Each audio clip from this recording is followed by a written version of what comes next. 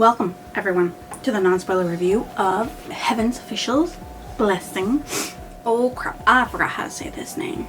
Mo Jiang Tong Jiu, I think, something like that. It's also called Tian Guan Sifu, I think. Not really sure, but anyways. I'm Leon, and this is my official review for it. So, this story is part of a series called Heaven's Official Blessing. It's the title of it. All of them say the same thing. Got very pretty covers too. Now, about the series. Shilian is a thrice ascended god, a laughingstock with the three realms, but what happens when he meets Hua Chun, the Crimson Rain Softflower, a ghost king supreme that seems to have an interest in his well-being? That's basically what this is all about. The whole series. Just all of it. So what made me read this book? Well, I watched the anime on Crunchyroll because it sounded interesting, and then I found out it was a book. A Danmei. And I was like, yeah, I want to read it. And so I read it, this book, and I'm obsessed. I'm obsessed with it, okay? It's really good. Really, really good. So, of the blurb.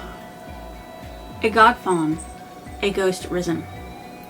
Born the crown prince of a prosperous kingdom, Shi Leon was renowned for his beauty, strength, and purity. His years of dedicated study and noble deeds allowed him to ascend to godhood, but those who rise may also fall, and fall he does, cast from the heavens and banished to the world below. 800 years after his mortal life, Shi Leon has ascended to godhood for the third time, angering most of the gods in the process. To repay his debts, he is sent to the mortal realm to hunt down violent ghosts and troublemaking spirits who prey on the living. Along his travels, he meets the fascinating and brilliant Sun Lang, a young man with whom he feels an instant connection. Yet Sun Lang is clearly more than he appears. What mysteries lie behind that carefree smile? So, my own personal little non-spoiler blurb is, Shilian is a god that ascended to heaven 3 times because of how virtuous he is. He meets an interesting person down in the mortal world during his first mission back to heaven. Just who is this Sun Lang, and what does he want with Shilian? Like, it's good. It's good, okay? So the setup of the characters surprised me, and it was a twist to read how she did it. The motives of the characters are not clear for some, but very clear for others. Like, by how she surprised me,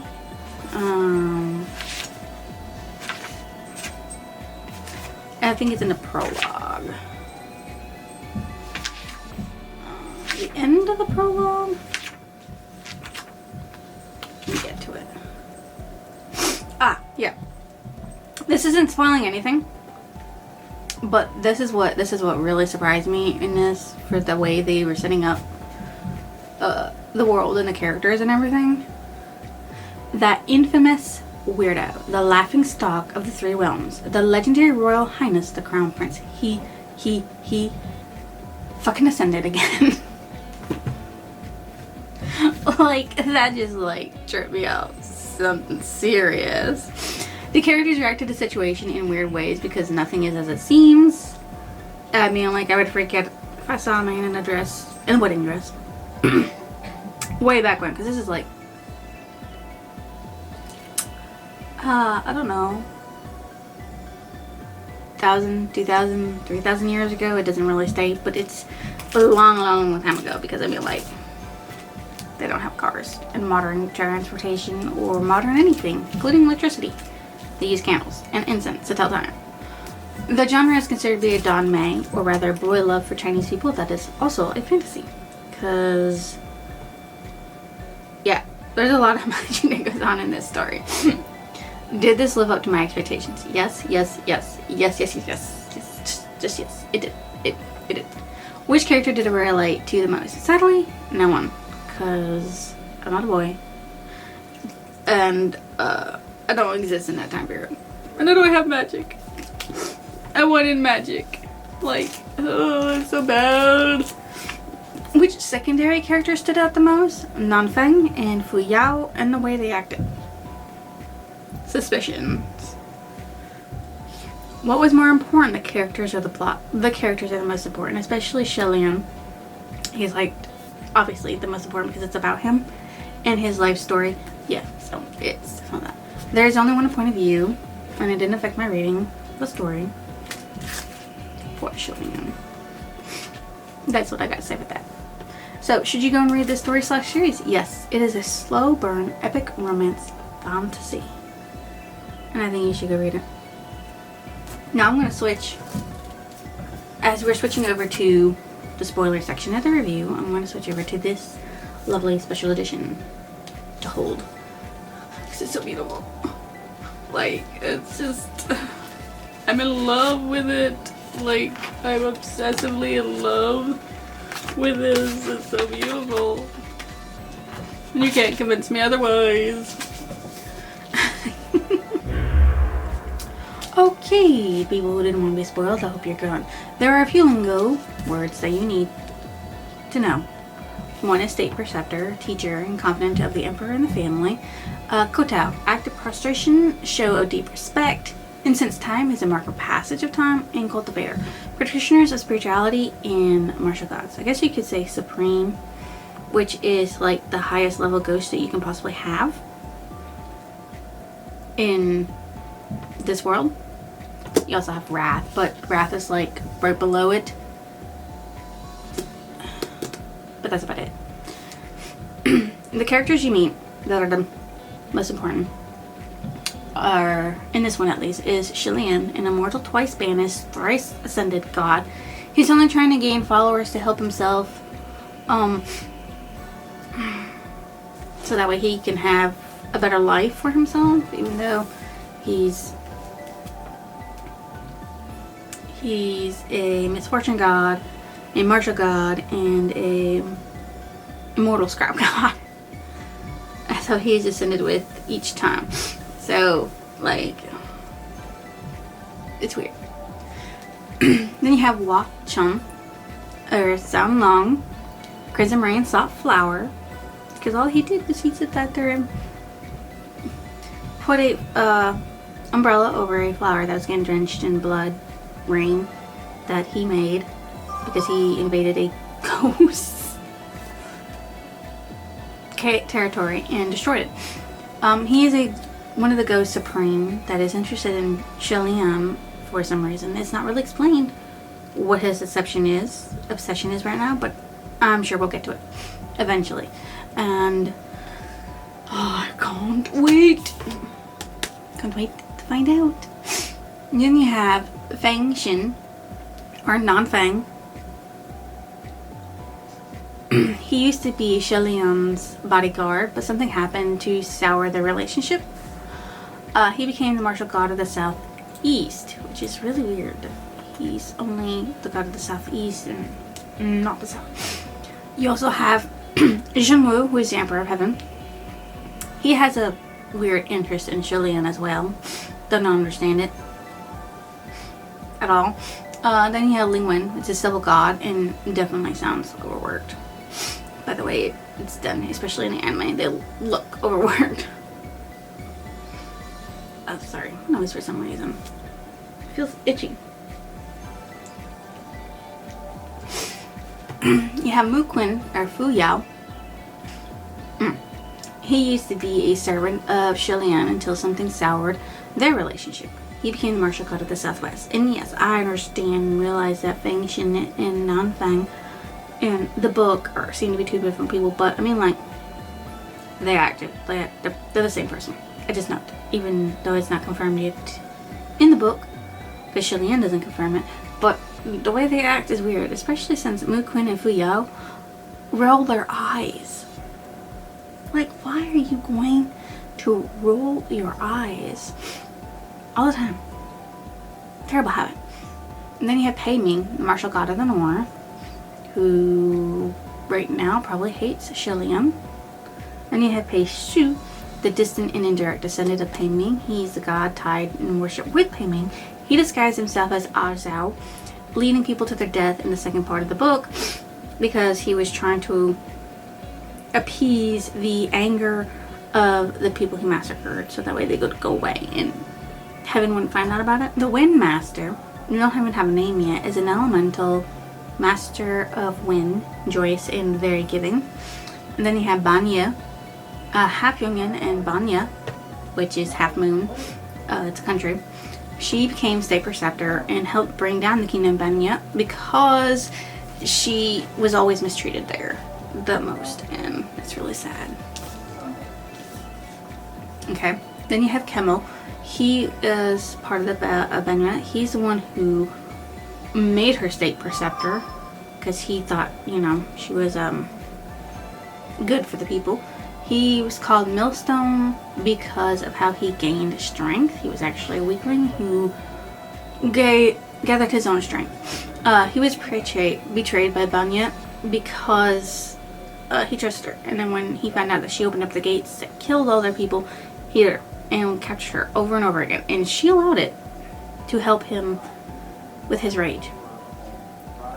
Zhuan Ji is a former general of a fallen kingdom. She fell in love with Pei Ming. She died, became a wrath, and that was in the first part of the Ghost Bride. She's actually the bride, and she's like stealing brides who are happy to get married.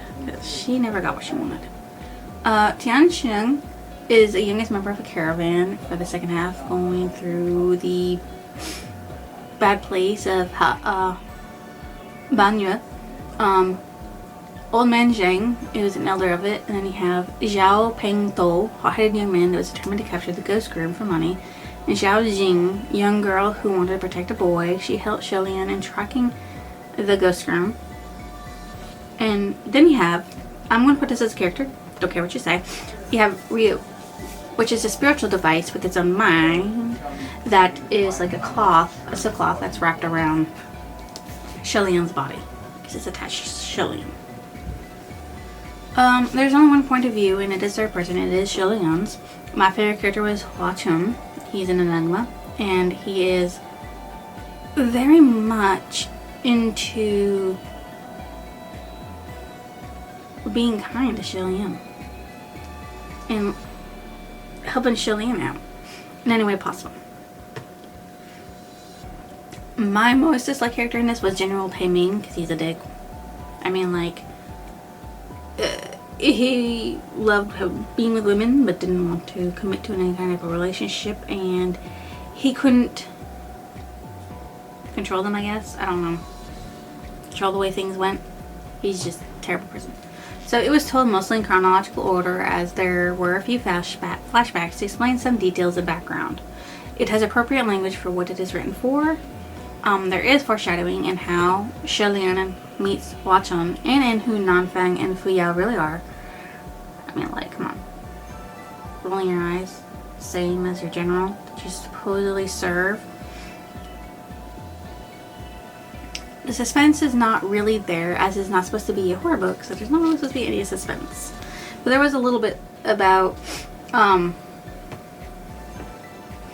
not Shilian being poisoned, but the old man being poisoned, because Eve, obviously mortal god, they shouldn't be able to die.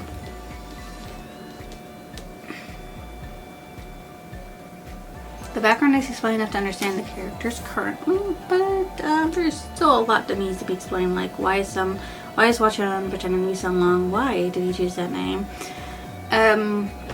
Why is he obsessed with Shilian? And why did he not harm Shilian in any way, shape, or form? The title of the book meant something. I mean, they are saying heaven's official blessing as a way to pray for safety. No, this cover is different, but the cover of this is Hua Chun leading Shilian through a blood rain with an umbrella. It has them both wearing red. The umbrella is red, and there are silver butterflies everywhere. Now, that's before I got this. Now, this one, you've got, in the little corner here, you got Shilian and Sun Long traveling in the car. Then you have Shilian dressed as his godhood the first time he ascended. And then in the cover here, if I can get it off, this cover here, this official one here, is Shilian and Hua Chun being led through a forest with the umbrella in the rain. but it's a little less detailed. So there is that. What stood out in my memory was Watchung's interest in Shelly-Ann and how he is careful and serious with him. Like, at one point, he jerks his hand away, like, Shelly-Ann thinks for a different reason, but in my opinion, I feel like he didn't think he was deserving to be touched by Shelly-Ann, his god. So there's that. But he holds him and carries him gently and protects him from getting his feet soaked in blood and all that stuff. So my favorite passage from the story is when others called him Your Highness, some were emotionless and all business, like Ling Wen. But most of the time, when people called him Your Highness, it was laced with a sense of disdain. Like how would one intentionally address an ugly woman as a beauty, somewhat sarcastic. Yet when Watchung called him Your Highness, the two words were uttered with grave sincerity. So while it was hard to describe, Shelly-Ann felt that when Watchung called him Your Highness, it was different from when others used the title. My favorite quote: I still prefer to be called Sun Lung. Because I mean, like, he's been found out and he just comes up and whispers in his ear, I still prefer to be called Sun Lung. Because he doesn't want, I guess he doesn't want Shelly-Ann to call him Watchung, even though that's the name he picked for himself. You picked your name, but you gave him a different name. What I thought about the ending of the book. I want more. Their slow burn is so awesome. I want more, and I can't wait to pull out the second one for this sometime next year. I hope, pray, cross my fingers, you know. I want it. What book did it remind me of? Nothing. I have never read something like this, and it was a great read, and I can't wait to read more. This book, as you know, is part of a series called The Heaven Official's Blessing, and it has 8 books in the series, and I wish there was more. I wish there was a 9th book that explored everything else. I don't know, whatever it is that they didn't explore before. I want it. I rate this a 5 because of the great story and the characters. It was like perfect. Really felt like they were human beings dealing with everything the way they were. So that's Heaven's Official Blessing. So I will see y'all next illusion.